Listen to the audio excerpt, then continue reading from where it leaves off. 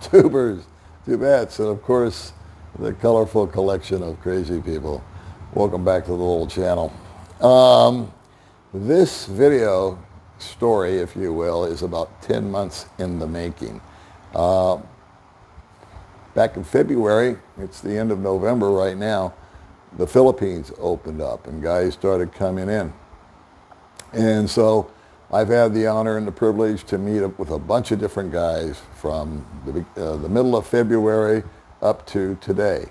And everybody seems to have a story, good, bad, and the ugly, and all points in between. Now, I had a gentleman way back in the beginning who contacted me. He had been in town for, I think, one day and wanted to have coffee. If memory serves me right, we had been communicating prior to him coming out here. And so I made it a point to go meet with him. We had a nice chit-chat. He was asking me, where to find an apartment and the best way to rent a motorbike and all this, that, and the other. And I was doing my best to assist him. And that was kind of that.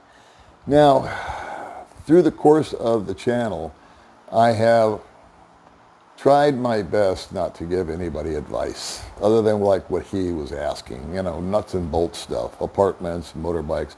But when it comes to the affairs of the heart or anything like that, I try to steer clear of it.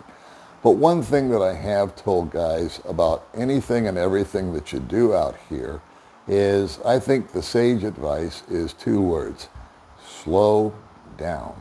Just take your time. Get yourself acclimated.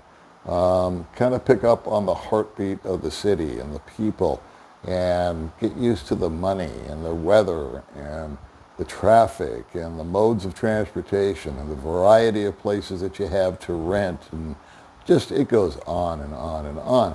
And when it comes to affairs of the heart, I think one of the biggest mistakes a guy can make is to just rush right in to the very first thing and not give it the proverbial test of time.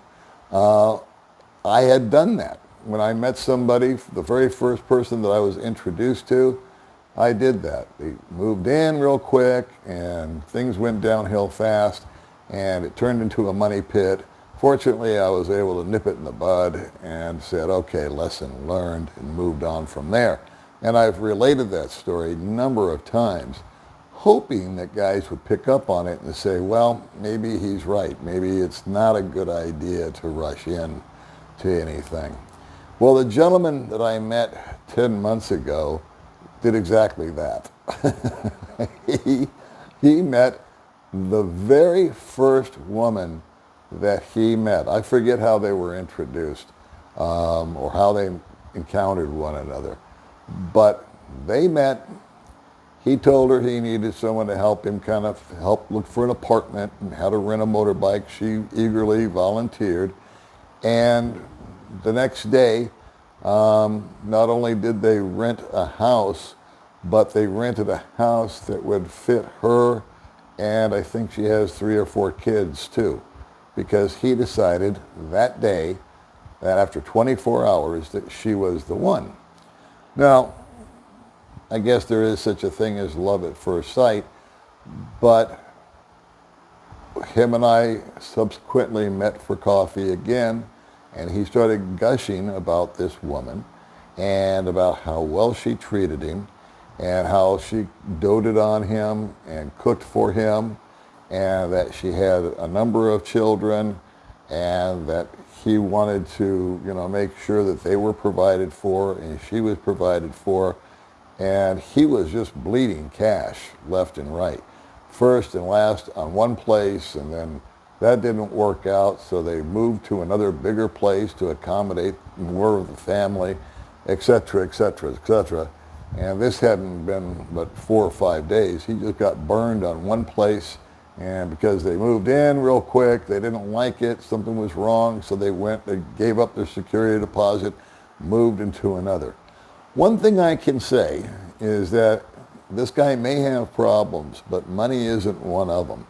He has, he's my age, I believe. I believe he's in his mid-60s. Looks like he's about 50. He has led a very healthy lifestyle, very clean lifestyle, no drinking, no smoking, no drugs. He is highly educated, held a very powerful position in the States. I'm not going to say what it was. Made buku money, so that wasn't an issue. And anything and everything that he was doing for this person and her family there really wasn't a number that could hurt him. I just know from our private conversations that there's enough funds there to last him for 3 lifetimes. So it's not like a guy like me that's on a fixed pension or Social Security or income where I could really get wiped out in a hurry with the wrong person. He could do this 4 times over. It wouldn't dent him financially. But I was concerned for him in that he was being used and that she was taking advantage of him. Ran it by May. May eventually met them as a couple. She came to the same conclusion as me. And privately we said, well, this guy's just being taken to the cleaners. And so there was little May and I being all judgmental. And so, meanwhile, back at the ranch, I've met with other guys. And again, they've had their success stories romantically. They've had their disaster stories in regards to relationships. And they were all points in between. But they tended, the guys that made the mistakes, like me, they just sort of cut it off and said, okay, it's water under the bridge. That money's gone. I'll never see it again. I felt real bad for the guys that got emotionally damaged through it. The woman had portrayed herself as being one thing and turned out to be another. And let me clarify right now, real quick, before we get too deep into this, and it won't go on for long, is that that's a very small percentage. Of all the guys that I have met, I would say over 90% that have gotten involved with a Filipina have had success. They've all gotten involved, from what I can see, my observation, with women that are actually in their 30s, their 40s, and even their 50s. And I think that was a real bonus for them. I think that was a helper in the relationship. The gentleman that I'm referring to back in February that got started with this woman, she too is in, I believe, her middle 40s. And as I listened to the stories, it just kept getting, we've met on a number of occasions since then, and he's thrown this party for this one, and he's bought that one a motorbike, and he's set them all up with brand new clothes, had all their teeth fixed. We're talking 3 or 4 kids, and her, the mother, the family's gotten involved, the father, the mother. And I thought, this is brutal. This is not good. This guy should have slowed down. This guy should have taken his time. And she's just milking him. And I was telling Bud Brown this story on Friday. Every Friday, Bud and I get together and we sit and lie to one another for 2 or 3 hours. And I said, man, I said, you know what? I feel ashamed of myself. And he goes, why? And he leaned in, he wanted to hear this. And I'm about to tell you why I feel ashamed of myself. Here I was observing him and doing what I thought was all the wrong things. He was providing all this stuff. It seemed to me on the surface that this woman was just using and abusing him for his money and for the betterment of her family and for her children and for her parents. And while that may be the case, I finally stopped and thought about him and kind of drew back the camera, if you will, and tried to look at the big picture. And I said to myself, Paul, what really is the problem here? Here's 5 people, let's call it, let's say her and 4 children, that were living pretty much in abject poverty, hand to mouth. And now they have this father figure, husband figure that's stepping in. Oh, by the way, they're planning to get married next week. And what is this guy, what's this guy guilty of? He's taken medical care of 4 kids that didn't have a father. He's provided them with some transportation, shelter, nutritious food. He's been a loving father to them to the best of his ability. And I don't know what their perception of him is, but I assume that it's the father role.